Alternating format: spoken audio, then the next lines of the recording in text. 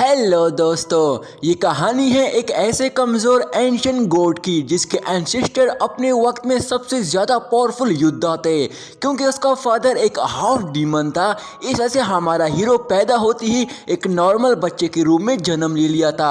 उसके पास unlimited powers है, पर वो कमज़ोर होने की वजह से कभी भी एक्टिवेट नहीं कर पाया है। तो हमारा ये हीरो अपने फादर की तरह कैसे रेनकार्नेशन करके अपनी गॉड एंड डेवल पावर्स को एक्टिवेट करके एक डीमन गॉड बनेगा, तो ये हम इस डोंगवा एनामे में देखने वाले हैं। बिना देर किए इस अमेजिंग न्यू डोंगवा एनामे को स्टार्ट करते हैं। तो कहानी की शुरुआत में हमें एक नरेटिंग वॉइस बताती है कि हजारों सालों पहले डूगू फैमिली का एंसेस्टर डूगू मोर्टियन ने अनपैरेलल मैजिकल स्किल की कल्टीवेशन की। उसके दुश्मनों को इसकी पावर से बिल्कुल भी डर नहीं लगता था, पर इसी वजह से ही ये इनके लिए एक क़यामत ना बन जाए। उन इवल लोगों ने इमॉर्टैलिटी की वैली पे अटैक कर दिया। सभी ने मिलकर इसे खत्म करने के लिए इसकी फैमिली तक पर इस पे अटैक कर दिया, तक कि इनके हीरोज ने भी इस पूरी डोगू फैमिली को डिस्ट्रॉय करने का ऑर्डर दे दिया, ताकि फ्यूचर में इन सभी से हमें कोई मसला ना आए। डोगू मोर्टियन को जब पता चला कि सिचुएशन अब आगे से ज़्यादा बढ़ रही है,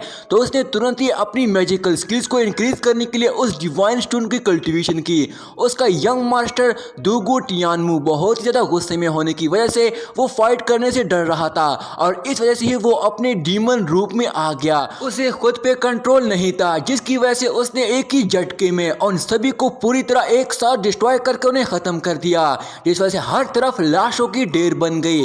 टियानमू पूरी तरह डीमन की फॉर्म में होने की वजह से वो काफी इवल बन चुका था। उसे खुद पे कंट्रोल भी नहीं रहा, यहाँ तक कि वो अपनी माँ पे भी अटैक करने लगता है और उस पे एक जोरदार अटैक करके उसे दूर फेंक देता है, जिससे मोर्टियन तुरंत ही पकड़कर उसे बचा लेता है। और जैसे ही टियानमू दोबारा से उस पर अटैक करने आता है कि तभी उसे पहले ही मोर्टियन उस पर एक पावरफुल स्वॉर्ड स्लैश से अटैक कर देता है, जिसे टियानमू दूर एक चट्टान पर जाकर लगता है। वही उन डीमंस का लीडर अभी भी जिंदा था, जो कि उसे देख जा रहा होता है। टियानमू जैसे दोबारा उठता है तो उसके दोनों ही हाथ कटे हुए होते हैं, पर फिर भी वो हंस रहा होता है, जिसके साथ ये टियानमू दोबारा से अपनी मैजिकल पावर से अपने दोनों ही हाथों को ठीक कर देता है और गुस्से के साथ अपनी इवल एनर्जी को भी एक्टिवेट कर देता है। वही मोर्टियन उसे जान से मारने के लिए उस पर अटैक करने लगता है कि तभी उसकी वाइफ उसे रोकते हुए मना कर देती है। ये देखकर टियानमू तुरंत ही वहां से भाग जाता है और फिर दोबारा कभी वापस नहीं आता।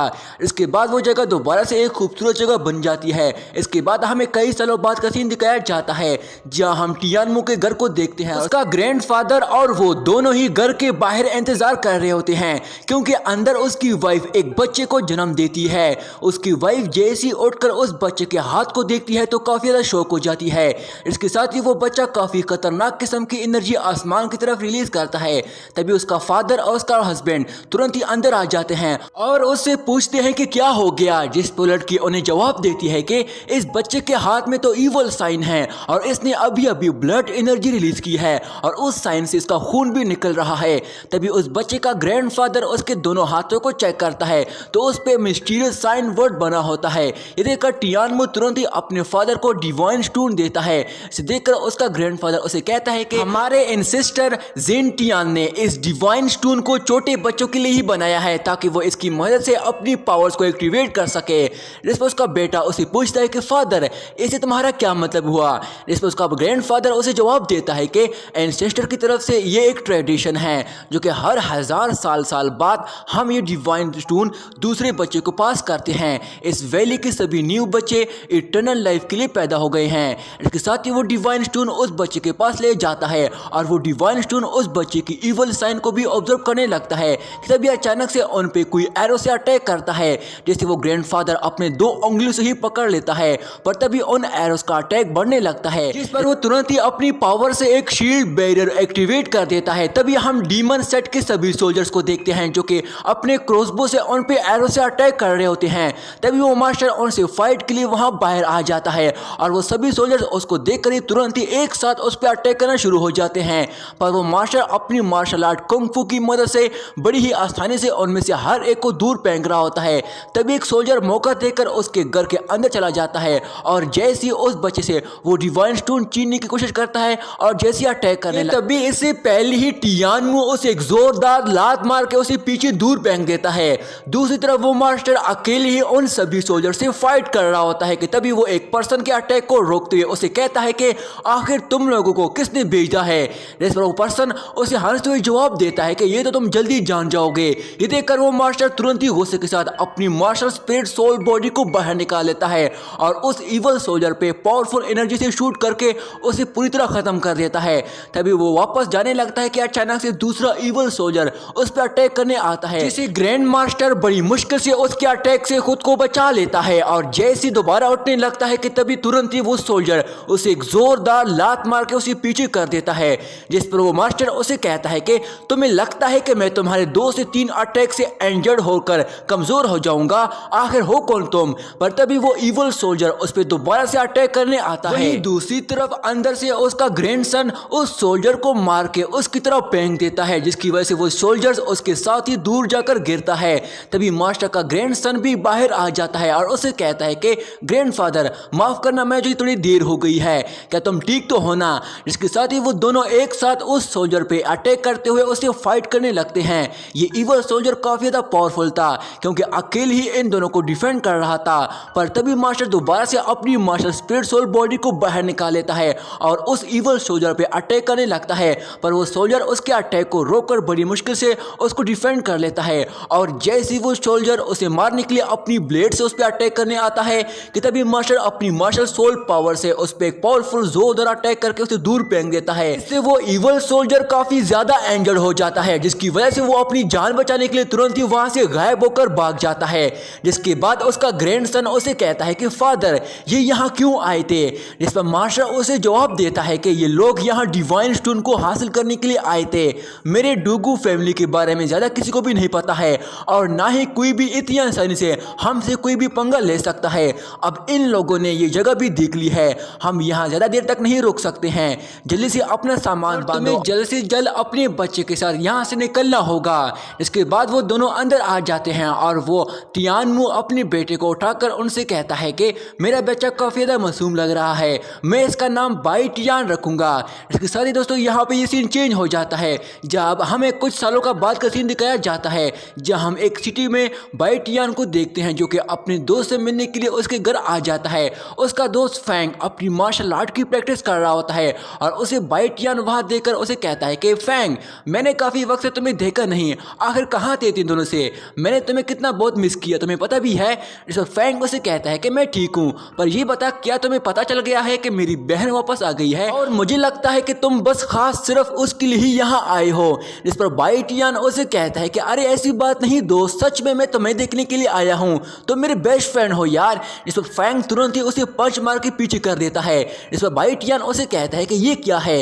इस पर फैंग स्टाइल मारते हुए उसे कहता है कि C2 फैमिली का रूल है, जो भी हमारे घर आने की कोशिश करता है उसे पहले फाइट करो। इस पर बाई टियान उसे जवाब देता है कि पिछले महीने भी मैंने तुमसे काफी मार खाई थी यार, और अब तुमने प्रैक्टिस करके खुद को और भी ज्यादा अपग्रेड बना दिया है।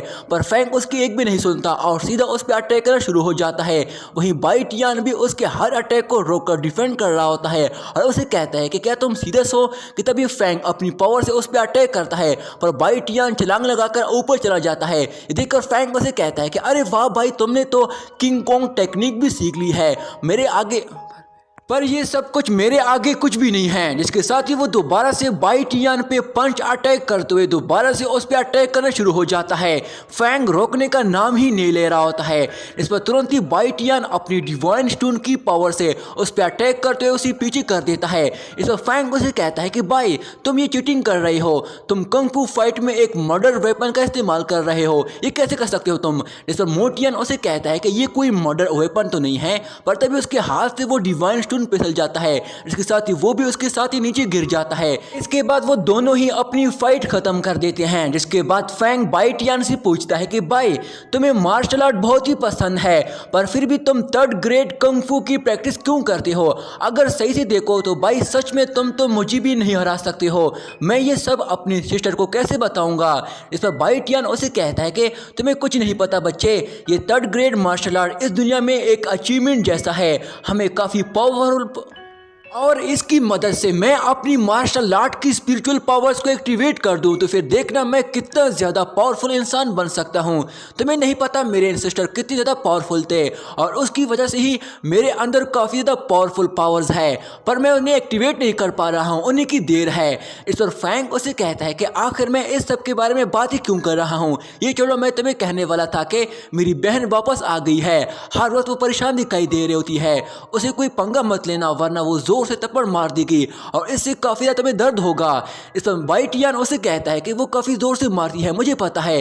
इसके साथ ही फैंग की बहन बाहर आ जाती है और उन दोनों से पूछती है कि यहाँ इतना शोर क्यों है, जिस पर फैंग बात चेंज करते हुए उसे कहता है कि आज बहुत ही ज्यादा ठंड है और अपनी बहन को देखकर फैंग से कहता है कि अरे वाह, सिस्टर ने तो कितनी ज्यादा खूबसूरत कपड़े पहने हैं, देखो तो सही कितनी बहुत ही प्यारी पावरफुल लग रही है। वही वाइट यान उसे देखकर तो उसकी पूरी तरह होश उड़ जाते हैं और वो उसको देख ही जा रहा होता है। ये देखकर फैंग उन्हें कहता है कि ठीक है मैं जा रहा हूँ, जिसके साथ ही वो वहाँ से चला जाता है। पर उसकी बहन बाइटियन को देखकर शर्माते हुए वहाँ से जाने लगती है कि तभी बाइटियन उसे रोकते हुए उसे कहता है कि रुको, तुम कुछ कहने वाली थी मुझे। जिस पर वो उसे कहती है कि बाइटियन, काफ़ी वक्त से मैंने तुम्हें कभी देखा नहीं, क्या तुमने अपनी मार्शल आर्ट को इम्प्रूव किया कि नहीं। जिस पर बाइटियन उसे जवाब देता है कि इससे तुम्हारा क्या मतलब है। जिस पर वो जवाब देती है कि मैं सिर्फ इतना कहूँगी कि मेरा भाई अभी भी तुम पे काफ़ी ज़्यादा यकीन करता है क्योंकि तुमने मार्शल आर्ट के 3rd ग्रेड को अचीव किया है, तुम्हारे अंदर काफ़ी पावर्स है पर तुमने इसे कभी अनलॉक नहीं किया है, क्या ये सच है कि नहीं। जिस पर बाइटियन जवाब देता है कि हाँ ये सच है, मुझे मेरे डूगू फैमिली के एंसेस्टर से ये पावरफुल पावर्स बचपन में ही मिली थी पर मैंने इसे कभी अनलॉक नहीं कर पाया हूँ, तुम ये क्यों पूछ रही हो। इस पर जवाब देती है कि दुनिया वैसी नहीं है जैसे तुम इसे समझ रहे हो, मुसीबत बता के नहीं आती और तुम्हें हर हाल में पहले से ही हर मुश्किल तैयार रहना होगा। जिस पर बाइटियन उसे जवाब देता है कि मिस कियान जिंग, तुमने हमेशा मुझ पर भरोसा किया है ना, तो अब भी मेरा इंतजार करो जब तक मैं अपनी पावर्स को एक्टिवेट ना कर दूं। और जैसे उसको पकड़ने लगता है कि तभी कियान जिंग अपनी स्वॉर्ड से उस पर अटैक करती है। बाइटियन उसे बचने के चक्कर में नीचे गिर जाता है और कियान जिंग तुरंत ही अपनी स्वॉर्ड उस पर पॉइंट कर देती है और उसे कहती है कि बाइटियन, तुम इस स्वॉर्ड को हैंडल नहीं कर सकते हो है ना। इस बाइटियन जवाब देता है कि हाँ। जिस पर कियान जिंग उसे कहती है कि तुम मुझे हमेशा यही कहते आ रहे हो कि तुम इस दुनिया का सबसे पावरफुल इंसान बनना चाहते हो, मगर यहाँ के सभी लोग तुम्हें इसी नज़र से देखते हैं कि ये लड़का एक गैंगस्टर है जिसे बस फाइट पसंद है। जिस पर वो बाइटियन से कहती है कि तुम जो फर्स्ट क्लास मार्शल आर्ट ढूंढते आ रहे हो कहाँ है वो, आखिर तुम कब अपने लिए सीरियस हो गए। इसके साथ ही वो अपनी स्वॉर्ड वापस रख देती है और उसे कहती है कि अगर ऐसे चलता रहा तो तुम अपने ही लोगों को कैसे प्रोटेक्ट करोगे, क्या तुम अपनी कियानी को प्रोटेक्ट कर सकते हो कि नहीं। इसके साथ ही वो नाराज होकर वहां से चले जाती है। तभी यहाँ पे ये सीन चेंज हो जाता है जहाँ हम उसी रात को एक मेन बाजार को देखते हैं जहां फैंग और बाइटियन एक रेस्टोरेंट में बैठकर ड्रिंक कर रहे होते हैं। फैंग उसे कहता है कि क्या सच में दोबारा से मेरी बहन ने तुम्हारी बेइज्जती कर दी है। जैसे बाइटियन उसे कहता है कि उसने मुझे कहा कि मैं एक गैंगस्टर जैसा हूं जिसे फाइट पसंद है, मैं वाकई में काफ़ी हार्ड प्रैक्टिस करता आ रहा हूँ पर अपनी पावर्स आज तक एक्टिवेट नहीं कर पाया हूँ, इसमें मेरी क्या गलती है, क्या मेरे एंसेस्टर ने झूठ बोला है कि मेरे अंदर स्पिरिचुअल पावर्स है। इसे फैंग उसे कहता है कि अरे भाई तुम परेशान क्यों हो रहे हो, ये दुनिया बहुत ही खूबसूरत है, क्या हुआ अगर तुम एक मार्शल आर्टिस्ट नहीं हो पर तुम ड्रिंक तो कर सकते हो। इसे बाइटियन उसे कहता है कि तुम जो मेरे लिए एंटीडोट ढूंढ के लाए थे उसके लिए तुम्हारा बहुत ही शुक्रिया। इस पर फैंग उसे जवाब देता है कि अरे हम भाई की तरह है, थैंक यू किस बात का। कि तभी बाइटियन उसे तुरंत ही पकड़कर उसे कहता है कि गधे, तुम्हारी वजह से कियान जिंग मुझे एक गैंगस्टर समझती है, तुम ही तो मुझे हर बार फाइट के लिए मजबूर कर देते हो।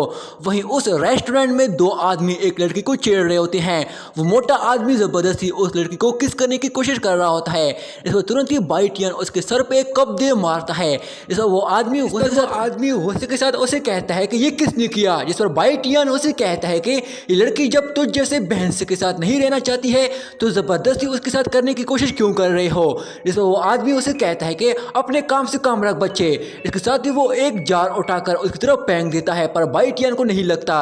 इस पर बाइटियन उसे कहता है कि अब तो तुम सच में एक शरीफ इंसान नहीं लग रहे हो, तुम तो एक विलन हो, तुम्हें तो सबक सिखाना ही होगा। ये सुनकर वो आदमी तुरंत ही गुस्से के साथ उस पर अपनी स्वॉर्ड से अटैक करने जाता है। जिसे देखकर बाइटियन काफी घबरा जाता है, पर तभी इससे पहले ही मिस कियानिंग उसकी स्वॉर्ड को टुकड़े टुकड़े करते हुए उसे एक लात मार के दूर फेंक देती है और उस आदमी से कहती है कि मेरे बाइटियन को हट करने की हिम्मत भी मत करना। ये देखकर बाइटियन खुद से कहता है कि आखिर ये यहाँ क्यों आई है, क्या ये मेरा पीछा कर रही थी। कि तभी वो आदमी कियानिंग से कहता है कि लड़की तुम तो काफी ज्यादा खूबसूरत हो, मैंने तुम्हारे लिए कुछ वाइन तैयार किया है, मैं चाहता हूँ आप भी मेरे साथ इस वाइन का मजा लो। इसके साथ ही वो कियानिंग पे अपना खंजर पॉइंट करता है। ये देखकर मिस कियानिंग तुरंत ही अपने एक ही स्वॉर्ड स्लैश अटैक से उसे पीछे दूर फेंक देती है। जिस पर वो आदमी खुद से कहता है कि इस लड़की की इतनी हिम्मत, और उसे कहता है कि लड़की आखिर कौन हो तुम। जिस पर कियानिंग उसे जवाब देती है कि जो कमजोर पे हाथ उठाते हैं उन्हें जानने की कोई जरूरत नहीं है कि मैं कौन हूँ। इसके साथ ही वो उस आदमी पे अटैक करते हुए उसके खंजर को तोड़ देती है। वो आदमी अपनी जान बचाने के लिए तुरंत ही वहां से भागना शुरू कर देता है, पर तभी कियानिंग उसके पीछे आते हुए उस पर अटैक करने लगती है। वो आदमी उस पर बच रहा होता है और जैसे वो अपनी स्वॉर्ड से उस पर पावरफुल अटैक करती है कि तभी एक मिस्टीरियस आदमी अपनी स्पिरिचुअल पावर पाम हैंड से उसे रोककर उसे पीछे कर देता है। मुझे बिल्कुल भी नहीं पता कि आखिर तुम किस मास्टर की डिजाइबल हो, पर मेरा नाम लू जिन लुंग है जो कि लोटियन प्लेस से बिलोंग करता हूँ। जिस पर कियानिंग उसे जवाब देती है कि मेरी Z2 फैमिली यहाँ चिंगफेंग सिटी आई है, बाहर आने वाले को मैं यहाँ कोई भी गलती करने नहीं दे सकती हूँ। इस पर जिन उसे जवाब देता है कि अच्छा तो Z2 फैमिली से एक यंग लड़की भी आई है, मेरे इस भाई ने तुम्हें काफी तंग किया होगा है ना, इसलिए मैं तुम्हें आपसे माफी मांगता हूँ, मुझे माफ कर दे और इसे भी माफ कर दे। इसके साथ ही वो वहां से चला जाता है। तभी वो दूसरा आदमी भी उसके पीछे चला जाता है। इसके साथ ही कियानिंग अपनी स्वॉर्ड वापस रख देती है और फिर बिना कुछ बोले वहां से जाने लगती है कि तभी बाइटियन उसे रोकने को कहता है। इस पर कियानिंग उसे जवाब देती है कि मैं तुम्हारे साथ ज्यादा देर नहीं रुक सकती हूँ, इसके लिए मुझे माफ करना, क्योंकि मेरे डैड ने मुझे कहा है कि जब तक तुम किंग लेवल पे ब्रेक थ्रू नहीं कर लो तभी तुम इसे शादी कर सकती हो, और तुम इस बात को अब याद रखना। इसके साथ ही वो वहां से जाने लगती है कि तभी फैंग उसे कहता है कि मैं तो बस आपको थैंक यू कहना चाहता हूँ। इसके साथ ही कियानिंग तुरंत ही रुक जाती है और उसे कहती है कि थैंक यू कहने की कोई जरूरत नहीं है, और इतना कहती ही वो वहां से चली जाती है। तभी पीछे से बाइटियन उसे कहता है कि आज नहीं तो कल जल्दी मैं ही वो इंसान बनूंगा जो तुम्हें प्रोटेक्ट करेगा। तभी फैंग उसे कहता है कि भाई तुम उदास ना हो। जिस पर बाइटियन उसे कहता है कि अरे मैं क्यों उदास हूँगा, मैं तो बस खुद को पहले से भी ज्यादा बेटर समझ रहा हूँ, और इसके साथ ही वो भी वहां से जाने लगता है। इस पर फैंग उसे कहता है कि भाई रुको, तुम आखिर कहाँ जा रहे हो। इस पर बाइटियन उसे जवाब देता है कि मैं मार्शल आर्ट की प्रैक्टिस करने जा रहा हूँ। इसके साथ ही फैंग भी उसके साथ चला जाता है। तभी यहाँ पे ये सीन चेंज हो जाता है जहाँ मिस कियानिंग को देखते हैं जो कि अकेले ही चांद को देख रही होती है और खुद से कहती है कि बाइटियन मुझे माफ कर देना। तभी पीछे से एक पर्सन उसे कहता है कि ये रेस्टोरेंट में तुम्हारा टाइम पे आना सच में एक इत्तेफाक सा था, मुझे इस बात से बिल्कुल डर नहीं लगता कि तुम एक खतरनाक इंसान हो। इसके साथ ही वो नीचे आ जाता है। जिस पर मिस कियानिंग उसे कहती है कि तुम्हें क्या चाहिए। इस पर वो पर्सन उसे जवाब देता है कि इतनी जल्दी क्या है, तुम जल्दी जान जाओगी, पर अगर तुम इस मामले में शामिल हो गई तो तुम उसे हमारे मकसद से दूर कर दोगे, और इस वजह से तुम्हें डर है कि उसकी जान खतरे में है। इसके साथ ही वो धीरे से आगे बढ़ता है कि तभी मिस कियानिंग तुरंत ही अपनी स्वॉर्ड बाहर निकालकर उसकी तरफ पॉइंट कर देती है।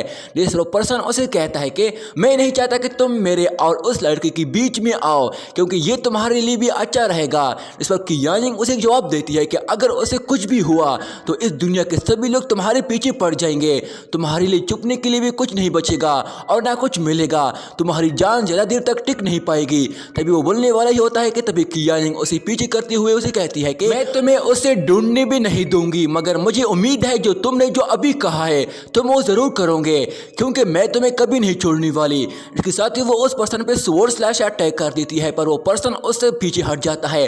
जिस पर वो जवाब देता है कि याद रखना हम सभी इस प्लान का एक हिस्सा है, और इतना कहकर वो वहां चला जाता है। इसके साथ ही यहाँ पे भी ये सीन चेंज हो जाता है जहाँ हम बाइटियन को देखते हैं जो कि चुपके से अपने घर के अंदर जा रहा होता है, क्योंकि काफी रात हो चुकी होती है। वो जैसे अंदर जाता है तो उसे कोई भी दिखाई नहीं दे रहा होता है। इस वजह से वो खुशी से धीरे धीरे आगे बढ़ने लगता है। तभी उसका डैड उसके सामने आ जाता है और उसे कहता है कि तुम सुबह सुबह यहाँ से घर से निकल जाते हो, पर रात को तुम काफी देर से आते हो, मुझे तो तुमसे अल्कोहल की स्मेल आ रही है, मैं देख रहा हूँ आजकल तुम कुछ ज्यादा ही खराब हो रहे हो। इस पर बाइटियन उसे कहता है कि अरे पापा ऐसी बात बिल्कुल भी नहीं है, मैं ड्रिंक करके बिल्कुल भी नहीं आया हूँ, बल्कि मैं तो खुद को इस दुनिया का महान इंसान बनने के लिए मार्शल आर्ट प्रैक्टिस करके आया हूँ। जिस पर उसका डैड यानमू टियानमू खुद से कहता है कि अरे यार इसकी ये प्रैक्टिस वाली बात फिर से शुरू हो गई, जिसके साथ ही वो तुरंत ही बाइटियान को मारने लगता है। वहीं बाइटियान भी उसकी मार से बचने के लिए भागने लगता है, और उसका डैड उसे पकड़ लेता है। अब वो थप्पड़ मारने ही वाला होता है कि तभी उसका ग्रैंडफादर उसके डैड के हाथ में एक पत्थर फेंक देता है, जो कि वो भी वाइन पी रहा होता है। जिस पर उसे कहता है कि बाइटियन अभी बच्चा नहीं रहा, इसे भी अब दुनिया देखने का हक है। इसके साथ ही वो नीचे आ जाता है। बाइटियन तुरंत ही अपने ग्रैंडफादर के पीछे छुप जाता है। दादाजी बिल्कुल सही कह रहे हैं। जिस पर टियानमू अपने फादर से कहता है कि डैड, ये लड़का सारा दिन आवारागर्दी करता रहता है, रोज ड्रिंक करता है और ऐसी बेवकूफ़ी वाली बातें करता है। इस पर उसका ग्रैंडफादर उसे कहता है कि किसने कहा बाइटियन एक आवारा लड़का है, तुम्हें नजर नहीं आ रहा है? बाइटियन जब तुम्हें कह रहा है कि वो मार्शल आर्ट सीखने के लिए उसकी प्रैक्टिस कर रहा था, तो तुम्हें यकीन क्यों नहीं हो रहा है? इस पर टियानमू उसे कहता है कि पर डैड, ये बात तो ये गधा कई सालों से ऐसे ही कहता आ रहा है, जब भी मैं ऐसे सिखाता हूँ तब तो ये सीखता नहीं। इस पर उसका ग्रैंडफादर उसे कहता है कि बाइटियन, आखिर तुम ये सब कुछ खुद ही अपने मुंह से ऐसे क्यों नहीं कह देते? इस पर बाइटियन हार्ट हो जाता है और उसे कहता है कि दादाजी, मैं सच में फर्स्ट क्लास कंफू सीखना चाहता हूँ, आप और पिताजी मुझे सिखा सकते हो, प्लीज मुझे सिखाओ। इस पर उसका डैड उसे कहता है कि बोलने से कुछ भी नहीं होता। जिस पर उसका ग्रैंडफादर अपने बेटे से कहता है कि मैं ही कल से इस बच्चे को सिखाऊंगा, हर दिन माउंटेन के पीछे इसे पीछे वाले बैम्बू गार्डन जाना होगा। और बाइटियन से कहता है कि तुमने वहां बैम्बू ट्री की मदद से उनके ऊपर चढ़ते हुए भागते हुए अपनी प्रैक्टिस करनी है, और एक साइड से शुरू होकर दूसरी साइड तक ऐसे ही छलांग लगाते हुए पहुंचना है, और तुम्हारे पैर कभी भी जमीन पे नहीं आने चाहिए, वरना अगर तुम किसी भी बैम्बू से गिर गए तो तुम्हें दोबारा से शुरू से स्टार्ट करना होगा, और शाम होने से पहले ही तुम घर आओगे। मैं तुम्हें अपने धुगु फैमिली की यूनिक टेक्निक स्किल भी सिखाऊंगा, यहाँ तक कि ऐसे टेक्निक और स्किल जैसे किंग मिंग भी ऐसे मूव नहीं कर पाएगा। ये सुनकर बाइटियन हैरान होते हुए खुद से कहता है कि किंग मिंग भी मूव नहीं कर पाएगा, मैं भी ये सीखना चाहता हूँ, मुझे आपकी ये डील मंजूर है। इसके साथ ही वो वहां से निकल जाता है। टियानमू अपने डैड से कहता है कि हमारे लिए ये इतना आसान नहीं होगा। इस पर उसका डैड उसे कहता है कि सोचो, हमारा ये बाइटियन किसी मुसीबत में पड़ गया तो ये खुद को प्रोटेक्ट कैसे करेगा, पर तुम परेशान ना हो, हमारी फैमिली इस दुनिया की किसी भी मुसीबत से कभी भी नहीं भागती, हमने हजारों साल ऐसे ही गुजारे हैं और काफी युद्ध लड़े हैं। इस पर टियानमू उसे कहता है कि मैं जानता हूँ डैड, मगर मैं इसे अब और बर्दाश्त नहीं कर सकता हूँ, ये दुनिया बस खून से भरी है पड़ी है।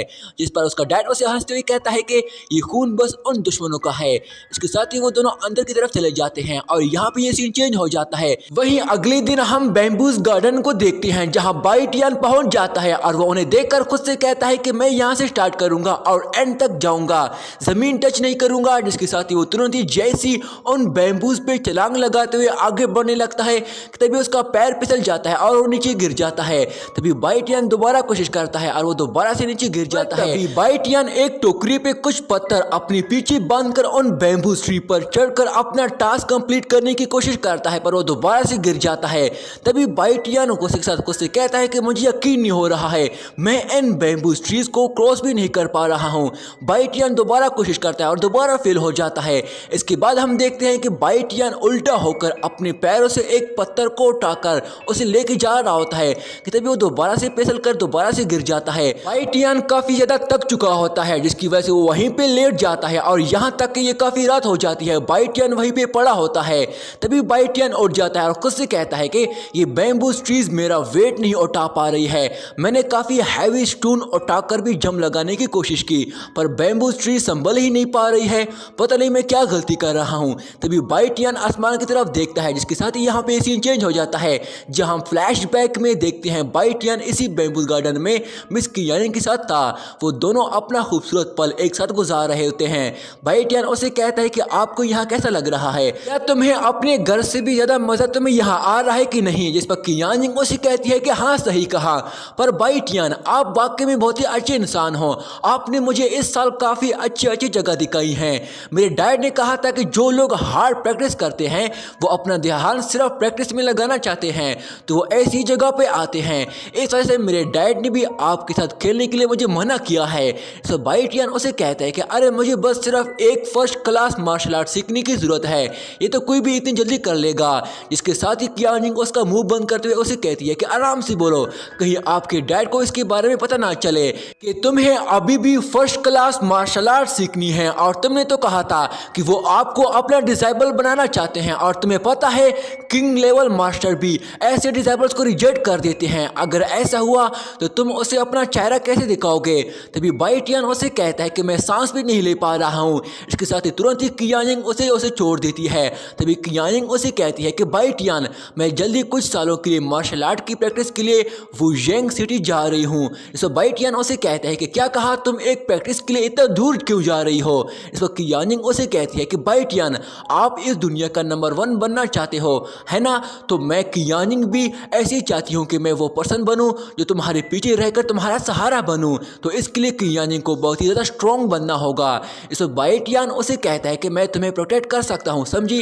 इस पर कियानिंग उसे कहती है कि बाइटियन, आई नो, पर फैंग कभी भी बाइटियन से कमज़ोर नहीं होना चाहता है, पर मुझे सबसे ज़्यादा बाइटियन पसंद है। जिस पर बाइटियन शर्मा जाता है और फिर उसे कहता है कि ठीक है, तुम जाओ, पर तुम कब वापस आओगी? इस पर कियानिंग उसे जवाब देती है कि तुम बस इंतज़ार करना, जब मेरी स्टडी कंप्लीट हो जाएगी तो मैं वापस आ जाऊंगी और फिर मैं बाइटियन से शादी करूंगी। ये सुनकर बाइटियन खुश होते हुए उसे कहते हैं कि क्या सच में? इस पर वो हाँ करती है। तभी यहाँ पे ये सीन वापस वहीं आ जाता है और ये सब कुछ याद करके बाइटियन में काफ़ी ज़्यादा जोश आ जाता है और वो खुद से कहता है कि मुझे पावरफुल बनना होगा और पावरफुल बनने का कोई शॉर्टकट रास्ता नहीं देख सकता, मुझे अपनी हार्ड प्रैक्टिस करते रहना होगा। जिसके साथ ही बाइटियन तुरंत ही उस रॉक को उठाकर दोबारा से प्रैक्टिस स्टार्ट कर देता है, पर वो अभी भी हर बार की तरह नाकाम ही हो रहा होता है। तभी वहाँ उसका ग्रैंडफादर आ जाता है और उसे कहता है कि बहुत अच्छी बेटा, तुम अभी तक यहाँ हो। इस बाइटियन उठकर उसे कहता है कि मैं कोशिश कर रहा हूँ और ऐसे ही वो दोबारा से उस रॉक को उठाने की कोशिश करता है, पर उठा नहीं पाता और पीछे गिर जाता है।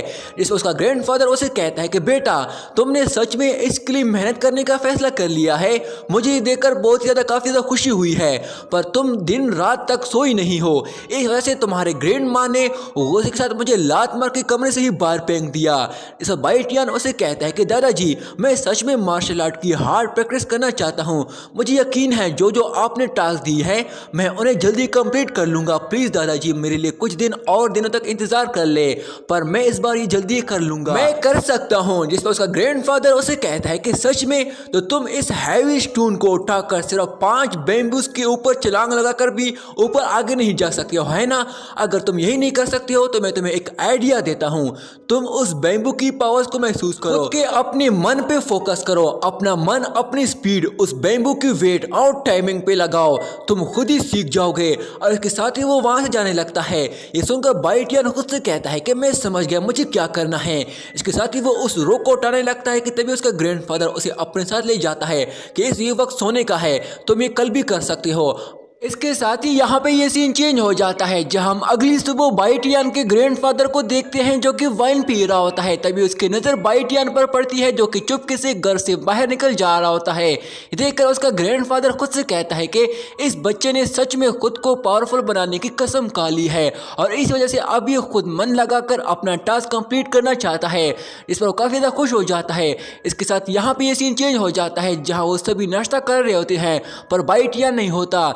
देखकर उसकी माँ कहती है कि इस बाइटियन के बच्चे ने कई दिनों से ठीक से खाना भी नहीं खाया है। जिस पर उसका ग्रैंडफादर उसे कहता है कि वो बच्चा ठीक है, उसने मेरे साथ कुछ देर पहले ही कुछ ड्राई फ्रूट खा लिया था। जिस पर उसका फादर खुद से कहता है कि ये लड़का अब हर दिन सिर्फ ड्राई फ्रूट ही क्यों खा रहा है और अपने डैड से कहता है कि पिताजी, मैंने तो आपको उस टाइम ही मना कर दिया था कि इस लड़के को डायरेक्ट मार्शल आर्ट की प्रैक्टिस में मत लगाए, पर आपने उसे इतना मुश्किल टेस्ट भी दे दिया, उसे अब हो भी नहीं पा रहा है। इस पर जवाब देता है कि बोलना मत, तुम ही तो ये सब चाहते थे और अब तुम उसके लिए परेशान हो रहे हो। अगर तुम्हें उस पर इतना ही ज़्यादा तरस आ रहा है तो जाकर देखो वो ये सब कैसे कर रहा है। तभी यहाँ पे सीन चेंज हो जाता है जहाँ बैम्बू गार्डन में हम बाइटियन को देखते हैं जो कि अपनी पूरी तरह मन लगाकर उन बैम्बू ट्री को समझने लगता है और फिर तुरंत ही फुल स्पीड से भागते हुए छलांग लगाकर धीरे से उन सभी बैम्बू ट्रीज पे चढ़ते हुए उन्हें पकड़कर एक के बाद एक बैम्बू ट्री पे छलांग लगाकर उन्हें क्रॉस करने लगता है और ऐसे वो इस बार पहली ट्राई में कामयाब हो जाता है। इसके बाद बाइटियन बाइटियन एक स्टून को उठाकर इसके बाद बाइटियन एक स्टून को उठाकर इस टेस्ट को दोबारा से ऐसे ही कंप्लीट कर रहा होता है। इसके साथ ही अगली सीन में हम उसके ग्रैंडपा और उसके डैड को देखते हैं जो कि दोनों ही बैम्बू गार्डन में आए होते हैं और दोनों ही आपस में बातें कर रहे होते हैं कि तभी टियानमू अपने फादर से कहता है कि डैड आप रात को भी यहाँ आते हो और मैं चाहता हूँ कि मैं भी इसके पास जाकर इसे रोकूं। इस पर उसका डैड जवाब देता है कि तुम्हें अपने ही बच्चे से इतनी चिढ़ क्यों है, तुम्हें उस बच्चे की इतनी मासूमियत नजर नहीं आती है क्या? वो बच्चा मन लगाकर ये सब सीखना चाहता है। इस पर टियानमू उसे जवाब देता है कि डैड आप ऐसा क्यों कर रहे हो? इस पर जवाब देता है कि मेरी डूगू फैमिली काफी वक्त से खामोश बैठी है और अब वक्त आ गया है कि हम सभी को अपनी ताकत दिखाएं। और अब वो आगे बोलने ही वाला होता है कि तभी वहां बाइटियन पहुंच जाता है और खुश होते हुए कहता है कि ग्रैंडपा मैंने कर दिखाया। उसका ग्रैंडफादर उस पर काफी ज्यादा खुश हो जाता है और उसे कहता है कि मैं जानता था मेरा पोता ये जरूर कर सकता है। देखकर टियानमू गुस्से के साथ वहां से चला जाता है। बाइटियन को बुरा लगता है पर उसका ग्रैंडफादर उसे कहता है कि जाने दो उसे कुछ वक्त के लिए अकेले ही छोड़ दो। इस बाइटियन उसे कहता है कि ग्रैंडपा आपने वादा किया था कि आप इस टास्क के बाद आप मुझे ट्रेनिंग दोगे। इसको जवाब देता है कि मैं सोच रहा हूँ कि king Ming technique skill technique तुम्हारे लिए सही नहीं है। इसको बाइटियन उसे जवाब देता है कि दादाजी आपने मुझे झूठ बोला है ना? इसको जवाब देता है कि उस ब्लैक जेडी डिवाइन स्टोन का वो हिस्सा कहाँ है जो मैंने तुम्हें दिया था कि इसे अपने दिल के करीब हमेशा रखना। इस पर बाइटियन तुरंत ही उस ब्लैक जेडी स्टोन को निकाल के उसे कहता है कि दादाजी इस स्टोन में बस एक ही मैसेज लिखा है कि इस दुनिया का 3rd ग्रेड मार्शल आर्ट को अचीव करना है जिसके बाद ही तुम्हें अनपैरेलल पावर्स मिल जाएगी। क्या ये कोई स्कैम तो नहीं है? क्योंकि मैंने बहुत सी चीजें सीख ली है पर फिर भी यहाँ तक कि मैंने किंगों को भी नहीं हरा पाया हूँ। जिस पर उसका ग्रैंडपा वो ब्लैक जेडी स्टोन पकड़कर उसे कहता है कि बेटा डिवाइन स्टोन हजारों सालों से है, हो सकता है कि इसमें जो लिखा है वो गलत है पर अगर ऐसा है तो मैजिक पावर्स का असली मतलब क्या है? और इस बात को समझने के लिए मैंने कई सदियां तक प्रैक्टिस की थी ताकि मैं इसे अच्छी तरह समझ सकूं। और क्या तुम्हें पता है इस दुनिया का असली वॉरियर कौन होता है और इस दुनिया में मार्शल आर्ट का कितने ग्रेड्स होते हैं? इस पर बाइटियन जवाब देता है कि हाँ मैं जानता हूँ दादाजी, 3rd ग्रेड 2nd ग्रेड और 1st ग्रेड होता है। इसके बाद सभी किंग लेवल आता है। हमारे uncle C2 2nd king level पे हैं और यहाँ किंग लेवल के मास्टर भी हैं पर दुनिया में इतने ज्यादा नहीं हैं। इस पर उसका ग्रैंडफादर उसे हंसते हुए जवाब देता है कि क्या तुम्हें पता है हमारे दादाजी किस लेवल पे हैं? जिसके साथ ही वो उस स्टोन को हवा में उछालता है और साथ ही वो अपनी पावर से वहाँ टाइम को स्लो कर देता है। इस पर बाइटियन उसे जवाब देता है कि दादाजी अब तो आप ओल्ड हो चुके हो तो मुझे लगता है अब आप किंग लेवल के मास्टर हो गए होंगे, है ना? और जैसे वो उस स्टोन को पकड़कर ऊपर देखता है तो सब कुछ फ्रीज हुआ होता है। तभी उसका ग्रैंडफादर अपनी फिंगर पावर से एनर्जी रिलीज करता है जिससे सब कुछ नॉर्मल हो जाता है और उसे कहता है कि बेटा ये मैजिक पावर्स का एम्परर लेवल है और ये अभी लेवल 1 है। ये सुनकर बाइटियन पूरी तरह शॉक हो जाता है और यहीं पे दोस्तों हमारा ये वाला एपिसोड यहीं पे एंड हो जाता है। दोस्तों ये सीरीज और ये वाला एपिसोड जरा बराबर भी अच्छा लगा है तो सबसे पहले मेरे इस चैनल को सब्सक्राइब करके मेरे इस वीडियो को लाइक कर देना और दोस्तों मुझे फुल सपोर्ट करना ताकि मैं इस सीरीज के अगले सारे एपिसोड जल्दी अपलोड कर सकूं। शुक्रिया।